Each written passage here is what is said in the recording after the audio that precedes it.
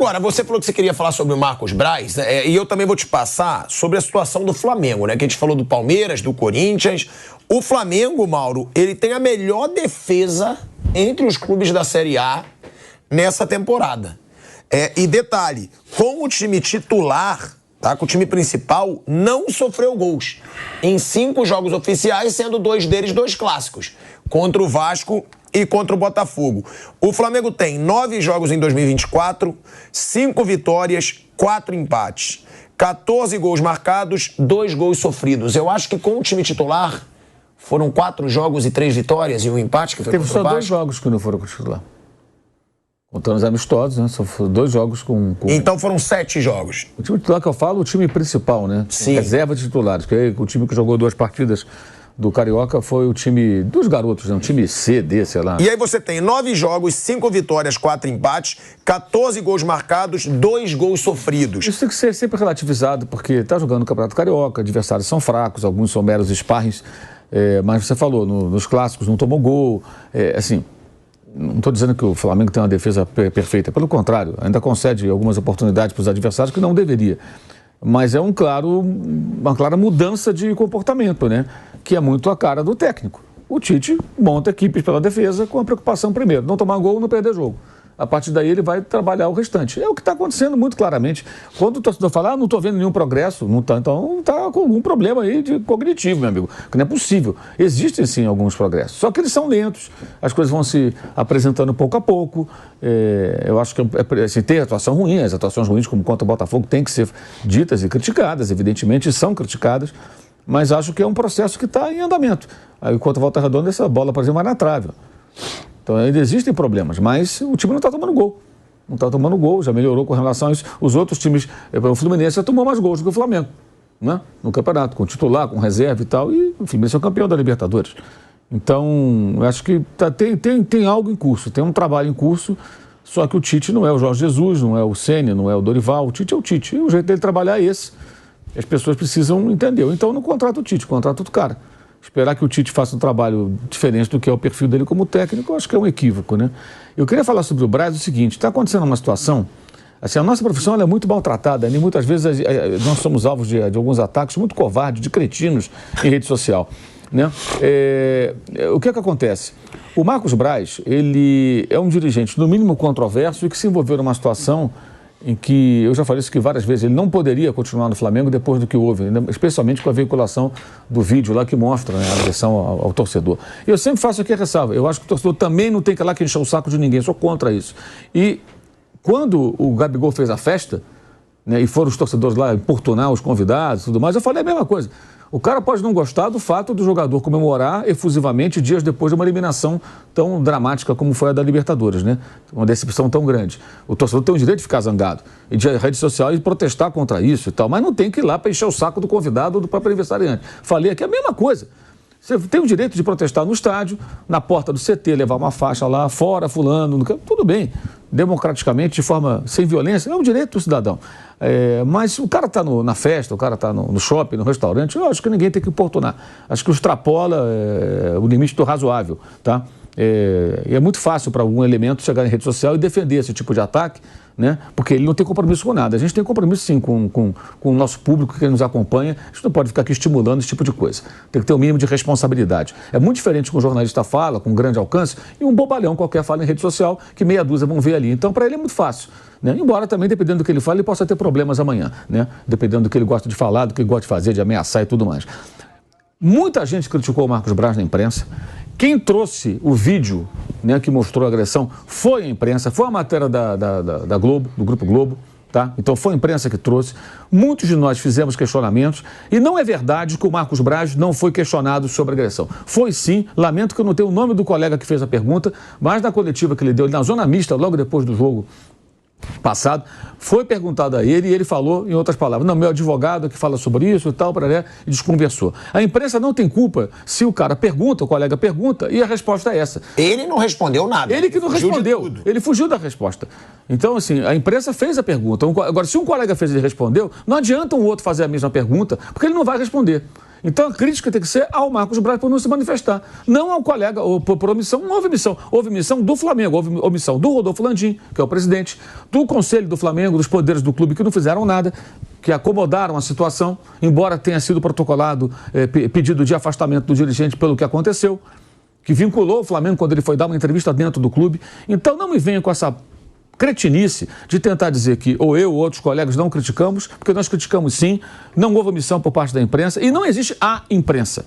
A imprensa, ela abriga diferentes profissionais, linhas editoriais e formas de trabalhar e opiniões diferentes sobre diferentes assuntos.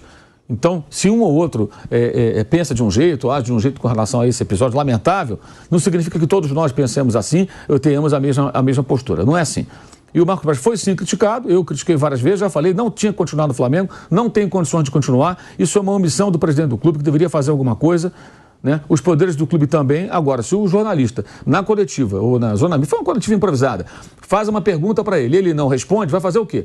Nem só não responde, né, Mauro? Ele mentiu. Não, estou dizendo dessa agora na coletiva, que perguntaram. Antes também, perguntaram, ele contou uma versão que o vídeo mostra outra coisa, né? Aí é a polêmica, que a menina não estava, a filha dele não estava mais na loja. Ele, foi ameaçado, minha filha estava... Não. E aí o vídeo mostra que a moça tinha saído já, quando apareceu o sujeito lá que o importunou. E a imprensa não tem culpa se o agredido fez um acordo na justiça, né, com o próprio dirigente. Eles fizeram um acordo. O que nós temos com isso? Então, eu acho que a imprensa cobriu o fato, os colegas lá da Globo trouxeram a matéria, mostraram. Antes o primeiro vídeo veiculado foi pelo colega lá do Jornal Dia, do SBT, o Vene Casagrande, ele que veiculou o primeiro vídeo mostrando a confusão. Que né? Sempre assiste a gente aqui, inclusive. Entendeu? Então, foi um colega que colocou o primeiro vídeo, foram os colegas da Globo que trouxeram depois essa outra matéria. Isso foi tema de muitas reportagens, muita gente criticou sim. Então a imprensa não está se omitindo. Quem se omite é o clube, é o presidente do clube que nada fez, que não o afastou. Quem se omite são os poderes do clube, que aceitaram isso mesmo com algumas pessoas do clube, conselheiros, pessoas da oposição, tendo protocolado, inclusive, pedidos de afastamento do dirigente, tá? Porque isso respinga na imagem do Flamengo, né? Não tem compliance, né? Deveria ter, né? Hoje fala-se tanto nisso, né? Mundo corporativo e futebol, compliance, regras de conduta, comportamento, o que é bom, o que é ruim para a imagem da empresa, etc. e tal. Então, eu queria fazer esse registro porque é muita cretinice, entendeu? Então, de repente, o cara fala, comigo acontece comigo, às vezes eu faço um bobalhão, você não fala do Braz, você critica o Gabigol. Eu critico o Gabigol quando joga mal, eu critico o Braz também, acho que o Braz tinha que sair, e eu acho que o Gabigol não tem que renovar o contrato enquanto não jogar bem. Eu acho, as duas coisas andam juntas. Uma coisa não elimina a outra, não. Não elimina a outra, não. E sobre o presidente do Flamengo, há 15 dias eu questionei, exatamente há 14 dias, eu questionei sobre esse episódio. Mandei uma mensagem e perguntei, presidente, depois da veiculação desse vídeo do shopping, né? O que vai acontecer? Alguma medida? Vai ter uma consequência? Ele não respondeu. Às vezes ele responde. Hoje eu perguntei ele sobre o estádio. Vamos ver se ele vai responder. Quando ele responde, eu trago a informação. Agora, eu não posso obrigar o dirigente a me responder. Eu, como jornalista, tento fazer a apuração da informação, né? Então, assim, as pessoas não entendem a nossa profissão e alguns ficam tentando rotular como se todos nós fôssemos omissos, covardes ou não nos manifestássemos. E quando a gente critica um jogador, o fã-clube do jogador tenta misturar as coisas como se você criticasse o jogador e não criticasse o dirigente. Aqui é o pau que dá em Chico e dá em Francisco, critica todo e elogia quando vai bem. Se o Gabigol amanhã fizer 3 gols de bicicleta, jogar pra caramba, a gente vai elogiar. É evidente que é uma outra coisa muito chata, sabe? Essa coisa de critica o jogador. Não, você está criticando mais esse que aquele. O cara tem uma régua própria e fica medindo. E tem outra coisa. Por que o jogador sofre mais crítica que o dirigente? Porque ele está toda hora entrando em campo e está toda hora jogando mal. Então, você critica aquela atuação, depois critica a outra atuação. Agora, se ele fizer 3 jogos ótimos, ele vai ser elogiado, elogiado, elogiado. É simples assim. O dirigente tem um episódio específico que ele entra e sai do noticiário. A gente não vai ficar a vida inteira falando sobre isso sem parar. A crítica já foi feita, nada aconteceu. Se amanhã surgir um novo episódio ou um novo desdobramento desse caso do shopping, a gente vai voltar a falar e dar opinião e criticar se for para criticar. Então, eu acho que isso é importante pontuar porque assim, é muito sórdido, sujo e cretino, covarde, o que algumas pessoas tentam fazer em rede social. Com vários de nós. Isso é um desrespeito com o trabalho das pessoas. Todos nós somos atacados constantemente. Não, você pode ser criticado. Não concordo com a sua opinião sobre isso. Então... Você não concorda... Merece, ok, né? Mas seja específico, tá? Você falou que essa caneca aqui é legal, mesmo. Tudo bem, beleza, tudo bem. Agora, o que não foi falado, ou ignorar o que foi falado, quer dizer, você não fala desse assunto. Como não fala? Tá lá tudo registrado, cara. A gente falou... Não, e você nem vai pra coletiva também, né, Mauro? Não, eu não vou coletivo, porque eu estou no Rio, eu tô aqui. Nem vai. Agora, Até isso já veio. Por que você não manda pergunta na coletiva? Porque eu não estou no estádio. Por que você não está no estádio? Porque eu não moro no Rio de Janeiro, o Flamengo joga no Rio de Janeiro, eu moro em São Paulo, trabalho aqui em São Paulo. Não, porque você é comentarista também. Exato, não tem obrigação de estar lá. Agora, eu pergunto. Mas eu acho que tem colegas... Se o Marcos vai me responder aqui no telefone, eu pergunto pra ele, mas ele não vai me responder Eu acho que tem colegas, inclusive, que são amiguinhos de dirigente e não perguntam. Isso tem adoidado, mas não pode misturar. Então, separe bem quem age lógico, assim, quem age de outra maneira. Claro, óbvio. Então, seja específico na crítica. Óbvio. Já que o Valentão... Que são, geralmente, os escolhidos nas coletivas do Flamengo. Já que o Valentão lá da internet quer ficar apontando, aponta o nome. O fulano de tal, jornalista de tal veículo, esteve na coletiva e não perguntou, não criticou, nunca escreveu sobre esse assunto, passou à margem desse assunto. Seja específico, então. Ficar colocando todo mundo no mesmo balaio não é justo. Repetindo, o vídeo viralizou a partir da postagem de um jornalista, que foi o Venê. Que está assistindo a gente agora. Ele mandou agradecer você por ter... Ele foi o primeiro a colocar.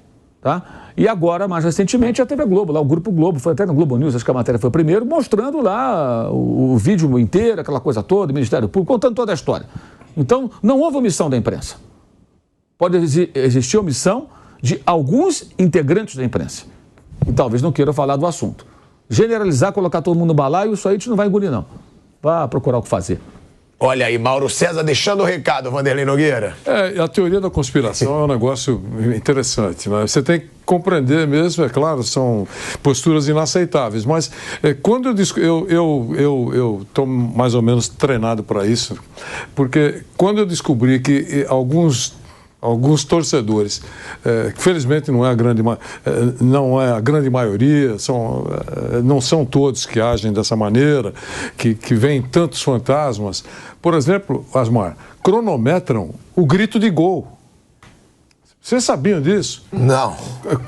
Cronometram o grito de gol de um narrador, por exemplo. O gol do time A, ele levou 16 segundos gritando. Do time B, foram 12 segundos. Sabe, essas coisas assim que realmente são observações exageradas, não tem nenhum fundamento. É isso mesmo, eu acho que tem que selecionar ou se tem alguma crítica a fazer, não generalize. Eu concordo com tudo isso aí. Flávio Prado. Se você, Vanderlei Nogueira, não tivesse o que fazer na vida, fosse um manezão e quisesse destaque, o que você faria? Você não faria a mesma coisa? Você precisa entender as pessoas. Compraria um cronômetro e ficava lá. Não tem o que fazer. Desocupado, né? É um tonto, é um nada. Você tem que fazer alguma coisa. Então, eu entendo perfeitamente o cronometrador de segundos lá. Acho que não, e a internet ganhou valentões. A internet ganhou valentão. Cada um tem a sua. Você ficar atacando os outros, você botar cara, mandando comentário. Algumas pessoas têm um número X de seguidores e arrastam outras para mentira. Isso que eu acho que é uma sacanagem, entendeu? Porque aí o cara vê aquilo ali e acha... você omite algo que o jornalista falou, escreveu, apurou. Essa coisa de generalizar, porque a imprensa toda... Como assim, cara? Se não fosse a imprensa, ninguém saberia que o Marcos Braz se envolveu naquela polêmica lá. Porque, cadê? O vídeo veio por onde? Acabei de falar. Ora, esse negócio do grito de gol, na final da Copa do Brasil, lá no Morumbi, eu fiz o jogo junto com o Nilson, né? E aí o Nilson colocou lá na rede social dele o gol do Nestor, o gol do título do São Paulo. Aí os babacas aparecem lá, olha a cara do Mauro, não sei o quê. Eu peguei o vídeo do gol do Flamengo e botei lá. A cara do Mauro é a mesma, porque, porra, não tô ali pra torcer, cara. Eu tô ali pra trabalhar. Então, quando sai o gol do Bruno Henrique, a cara do Mauro é uma. Quando sai o gol do Nestor, é a mesma cara. Igual a minha. Porque a cara não vai mudar. O cara acha que eu tô ali pra torcer, não vai me vir dando soco no ar, soco na mesa, comemorando. É o gol do seu time. Frieza me irrita, Mauro. Não, minha frieza é que eu tenho que ter, porque eu sou profissional, não tô ali pra isso. Se eu não tiver capacidade de comentar um jogo e não me deixar levar pela paixão pelo meu clube, eu não posso trabalhar com isso. Eu tenho que fazer outra coisa. Entendeu? Eu tenho amigos jornalistas que não quiseram trabalhar com o esporte, tiveram oportunidade, foram convidados, e lá atrás não quiseram porque são apaixonados pelos seus clubes e falam, não quero misturar, quero trabalhar em outra área, porque eu gosto de torcer. Se eu tiver que ser repórter de campo, o que for, eu não vou ter que ficar ali me controlando e minha paixão, não quero. É legítimo também. Agora, a gente trabalha com isso, cara. O cara acha o quê? É que essas pessoas se colocam como se nós fôssemos iguais. Não somos iguais. A nossa relação com o futebol é diferente, porque ela envolve o nosso trabalho. Por mais que você tenha seu time, goste do seu time e tal, é uma outra coisa. São coisas diferentes. Agora, se você tiver num outro momento, você está na sua casa e tudo, talvez você possa ver o jogo do seu time de uma forma diferente, até um pouco como torcedor. Agora, no trabalho, como diria João Saldanha, na hora do serviço, meu amigo, é diferente. Eu acho isso engraçado. O Wilson botou o vídeo, aí vários comentários. Eu falei, como os caras são idiotas, né? Acho o quê? Aí eu peguei e botei o vídeo lá do outro gol. Botei aqui o vídeo do gol. Não tem diferença, é a mesma coisa. E sempre vai ser. Fala, Flávio. O nosso trabalho é muito mais importante. Flávio, a gente vai para um break na Rádio Jovem Pan. Por que você me chamou? Seguimos no YouTube, porque quando eu te chamei, ele fala break na rádio. O cara, do que chama, então? Não fala. Vai, pode falar. Mala. Pode falar. Os caras têm que entender que o nosso trabalho é muito mais importante que qualquer clube. Meu trabalho está muito acima de qualquer um. O clube pode ser mais importante, coisa mais importante da vida dele, da minha não. O meu trabalho é muito mais importante. Não é mais importante, é muito mais importante. Então, se o clube ganha... Eu falo sempre de seleção brasileira. Você vai cobrir uma Copa do Mundo. Se o Brasil ganhar, dane-se. Se o Brasil perder, dane-se. O que interessa é o trabalho bem feito. Por exemplo, eu transmiti 2 finais de Copa do Mundo envolvendo a seleção brasileira aqui na Jovem Pan. Uma foi em 94, quando o Brasil ganhou. Em 98, quando o Brasil perdeu. O meu trabalho sai muito mais satisfeito do estádio da França do que do estádio lá dos Estados Unidos. O Vanderlei estava comigo nas duas. Em 94, um calor horroroso, um estádio fedido, uma coisa terrível, nojento. Uma coisa mais nojenta. A Copa do Mundo de 94 foi feita em estádios nojentos, né? Foi uma coisa terrível, um lixo, um quinto mundo, uma porcaria. O centro de imprensa era com lona, um horror para trabalhar. Um calor horroroso, você não tinha rede social, nada, um horror. 94, um baita estádio. 98, parecia um disco voador, estádio maravilhoso, um ambiente festivo, uma coisa sensacional. Aí, o Brasil ganhou em 94, perdeu em 98. Isso é problema da seleção brasileira, não é meu. A minha satisfação profissional, meu trabalho foi muito melhor em 94 que em 98, que é para quem eu torço efetivamente, pro meu trabalho. Então, dane-se, a seleção ganhar ou perder, o problema é dela, não é meu. Quando eu vou fazer uma cobertura, eu vou fazer uma cobertura para fazer o melhor que eu posso. Quem vai ganhar ou quem vai perder, o problema é deles. Joga um time brasileiro contra um time estrangeiro. Não é problema meu. Eu torço para a seleção brasileira. Eu não. Na Copa você não torce? Não. Eu torço pro meu trabalho. Eu sempre falo que no 7-1, eu saí daqui pro hospital, você sabe, né? Daqui da Jovem Pan? Pro hospital. Porque eu ri tanto que caiu aqui a mandíbula. Eu tive colocado. Gente, como você é ridículo? Quem te apoiou? Vanderlei! Quem te apoiou? Chegou, Vanderlei também, caiu a mandíbula, tanto rir. O que eu tenho que ver com isso? Pô, isso, cara, uma Copa do Mundo no Brasil. O que eu tenho Ia com ser isso? maneiríssimo o Brasil. Você lembra quem era o presidente? Você lembra quem era o presidente da CBF? José Maria Marim. Você acha que esse cara merece ser campeão do mundo? Esse cara não merece, mas o povo merecia. O povo tem com isso? Ia ficar feliz um título de Copa do Mundo no Brasil. Eu não tenho mais a CBF que eu. Eu tenho nojo da CBF. Não devia, porque você... É fundamental em relação ao Flávio com relação ao 7-1. Eu não fui para o hospital. Só essa diferença. Mas você deu gargalhada também. Nossa. Um dos momentos mais divertidos da história. Foi mesmo. Aquela seleção era uma bagunça. Mal treinada, um time horrorosamente treinado. Eu falei antes lá do jogo do jogo do Chile. Eu estava no Rio. Eu fiz o jogo Colômbia, o gol do Rames. Colômbia e Uruguai. Que foi o que o Júlio defende pênalti, né? Contra o Chile, não foi? Esse jogo foi mais cedo lá em Belo Horizonte. Eu assisti esse jogo no centro de imprensa do estádio do Maracanã. E até, eu me lembro muito bem que no intervalo Mauro, do jogo do Brasil... eu só vou voltar pra rádio, que aí eu vou te dar a palavra. Rádio. Interrompe com a rádio. De volta à Rádio Jovem Pan, agora na rádio e no YouTube. Flávio Prado disse que não mistura a profissão com o futebol, que por sinal foi pro hospital depois do 7-1 da Alemanha no Brasil, por dar tanta risada. Caiu a mandíbula aqui. Aí Mauro César Pereira disse que também deu risada. Mas eu não fui pro hospital. Mas por quê? Então, aí eu estava contando a história. Vamos lembrar. O Brasil vinha jogando muito mal, a seleção muito mal treinada. Aí fica essa coisa da imprensa torcer para a seleção. Eu torço, tá? A imprensa tem que falar o que está acontecendo. Tá bem, tá mal, tá mal. Tem que falar, As atuações eram péssimas. Claro. Contra o Chile, o Brasil escapou, sabe lá, com o Pinilla mandou a bola na trave na prorrogação e nos pênaltis o Brasil passou para o Chile. Chile do Sampaoli. É o time das coisas do mal que vem pra bem. Eu estava lá no Maracanã, porque eu ia fazer o jogo pela TV, na época eu trabalhava na ESPN, o jogo entre Colômbia e Uruguai, que foi o gol do Rames Rodrigues, o gol mais bonito da Copa, foi 1-0 para a Colômbia, que depois enfrentaria o Brasil. E aí eu fui fazer o programa, tinha lá um estúdio num vizinho, que foi preparado, perto do Maracanã, eu fui para lá para fazer a participação no programa na noite. E aí, o primeiro bloco do programa, falaram sobre o Brasil. E eu estava falar do jogo da Colômbia, próximo aniversário do Brasil. Eu falei, não, eu quero falar do jogo do Chile também, que eu vi o jogo. Eu vi o jogo e uma coisa que me chamou a atenção foi no intervalo. Aí eu fui lá pegar uma comida, tinha aquele restaurante ali da imprensa, pra você almoçar, né? Tem que pagar, tá? Não é de graça, não. Aí você entra na fila ali para comer e tal, tinham as pessoas conversando. Repórteres estrangeiros que estavam ali para cobrir o jogo entre Colômbia e Uruguai. E todo mundo estava estupefato, porque todos estavam vendo naqueles monitores o jogo do Brasil e como jogava mal o Brasil. Eu pensei, esses caras não estão acompanhando a seleção brasileira, estão seguindo outras seleções, né? E só agora tiveram a oportunidade de ver a porcaria que é o time do Brasil. E estavam todos comentando, nossa, o Brasil, que ruim, que atuação, né? Nossa, como joga mal e tal. E eu fiquei ouvindo aquilo me chamou a atenção. Aí terminou o jogo, o Chile quase eliminou o Brasil, mas o Brasil conseguiu se classificar. E aí, no programa depois, eu fiz um comentário falando que a seleção era péssima, mas esse negócio viralizou. Até hoje tem aí no YouTube, viralizou, comentário. E o que aconteceu? No primeiro momento, viralizou para o mal.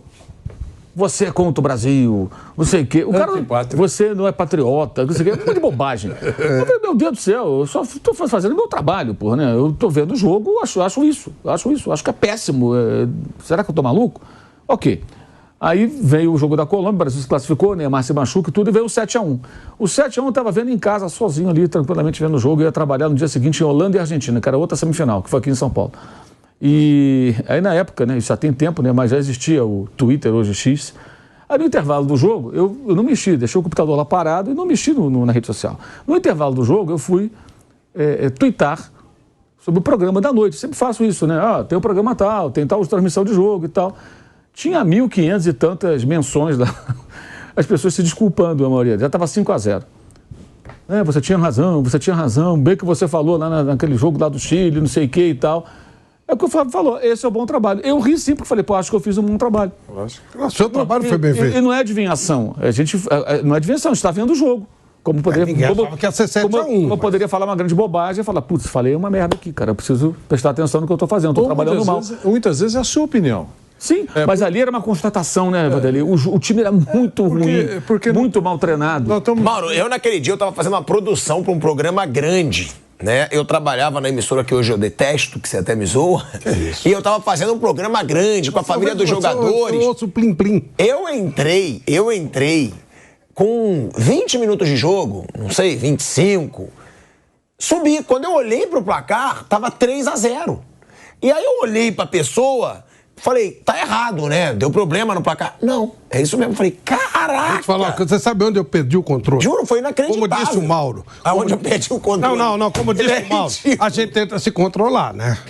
Pra não rir e tal, pra nada. Nem comemorar, nem rir, nem nada. Sabe quando eu perdi o controle? Gente, é ridículo quando o Brasil fez 4-0 e eles deram... Não, a Alemanha fez 4-0. A Alemanha fez 4-0. Eles deram aquela geral na cara do povo. Isso aqui, chorando. Isso aí é impagável. Aí eu já falei que eu adoro isso. Mas não é só na seleção, não. Quando tem esse negócio, esse fanatismo, esse pachequismo todo e tal, não sei o quê. Aí quando perde, é uma delícia. Você olha aquela cara de sabe? Cara, é maravilhoso. Eu morro de dar risada. Eu acho isso uma tolice tão grande, uma bobagem tão grande. Se o cara leva aquilo num grau de importância que aquilo muda a vida dele, cara, eu morro, foi lindo.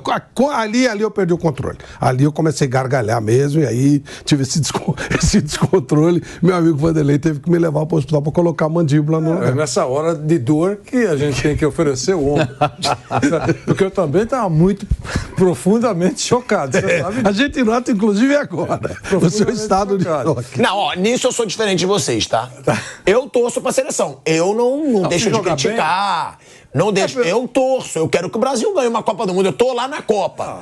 Pô, eu queria ver uma Copa como você viu de 94. Eu gostaria de cobrir uma Copa e tá no título do Brasil. É um pouco que ganhou. Não gostei mesmo. Não. Eu não gostava daquele time. A gente brigou o tempo inteiro com ele, baixou porrada nele. Naquela época, ó, deixa eu falar com você, 90. Ele é ridículo. Ó, eu não sou obrigado a gostar de jogador. 90 e 94 foi criado um ambiente nojento com relação à imprensa.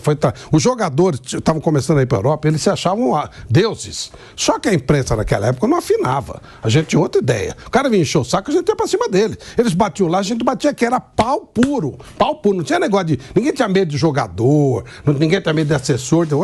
Hoje tem, né? Nossa, hoje é um cagaço de assessor, de jogador, não sei o que e tal. Naquela época, bateu, levou, era pau puro. E a gente teve um pau com esses caras de 90, baixou porrada nele. E em 94, a briga continuou. O pau comia. Quando o Dunga levanta a taça e manda todo mundo para aquele lugar, ele está se referindo à imprensa e está na dele, ele ganhou. Agora, dizer que eu torci para aquilo, não torci não, nem um pouco. Nem um pouco. 98 a gente já estava um pouco mais distante da cobertura e tal, o Vanderlei que fez a cobertura, mas aquele estádio maravilhoso, aquele hino francês, aquela festa toda linda. E o meu trabalho muito bom, gostoso, era o Silvério na época, o narrador, o Vanderlei, o Reale Júnior, um trabalho lindo.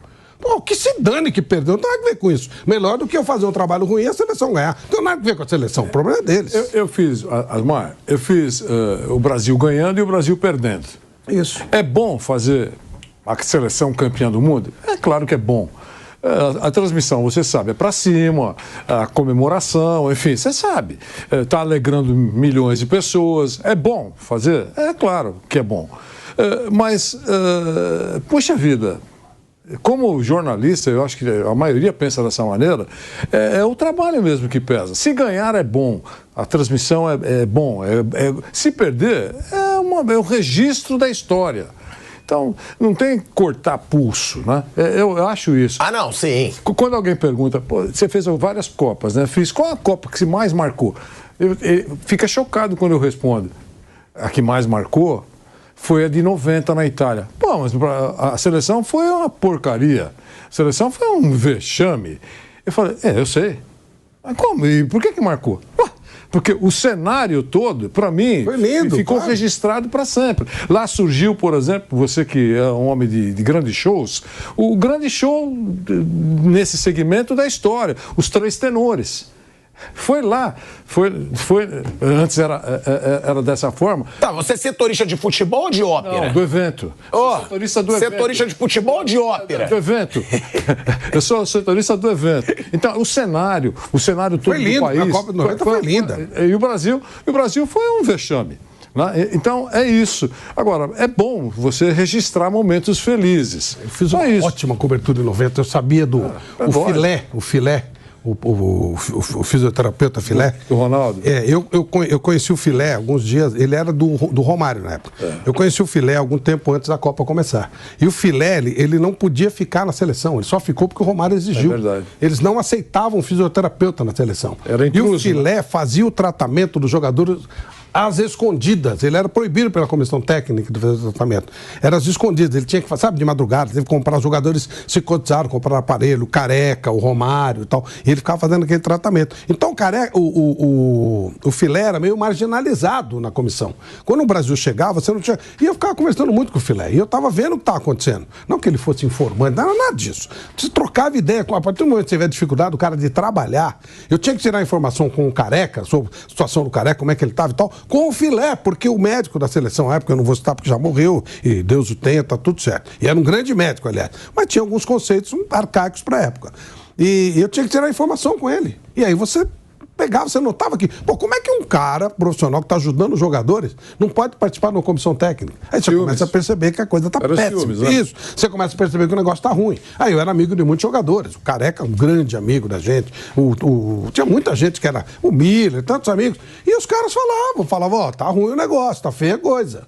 O próprio Tafarel, a esposa do Tafarel, ficava louca com o que estava acontecendo. Um clima horroroso entre eles, porque fecharam um contrato milionário, foi a primeira vez que fecharam um contrato milionário, e com percentual para os jogadores, e quiseram dar boné nos jogadores. Entendeu? Eles fecharam um contrato, números assim, por exemplo, o contrato era de 10 milhões, e os jogadores tinham direito a 10%, por exemplo. Então os jogadores tinham direito a 1 milhão. O que foi passado para os jogadores? Que eles tinham direito que o contrato era de 1 milhão e eles tinham direito a 100 mil. Só que não tinha trouxa, ali só tinha cara esperta. Você falou, peraí. Todo mundo quer ganhar a Copa e tal, não sei o quê, mas o dinheiro que nós temos direito é outro. E alguns falavam, não, gente, vamos deixar pra lá, vamos ganhar a Copa. Os outros falavam, não, isso aqui é profissional. Não é mercenarismo, é não ser roubado. Estavam roubando os jogadores. E o clima ficou terrível, porque tinha ala que queria levar na boa, deixa pra lá e tal. E os caras que ficaram bravos com essa história. Pô, nós estamos sendo roubados. E aí o pau comeu. E aí a coisa entre eles lá e tal. E alguns começaram a destratar algumas pessoas da imprensa. Eu não me meti, quando veio pra cima de mim, eu fui no mesmo tom. Aí bateu lá, bateu cá. Eu tenho esse orgulho de nunca ter pipocado pra jogador nenhum. Nunca tive medo de jogador, nada, que é isso.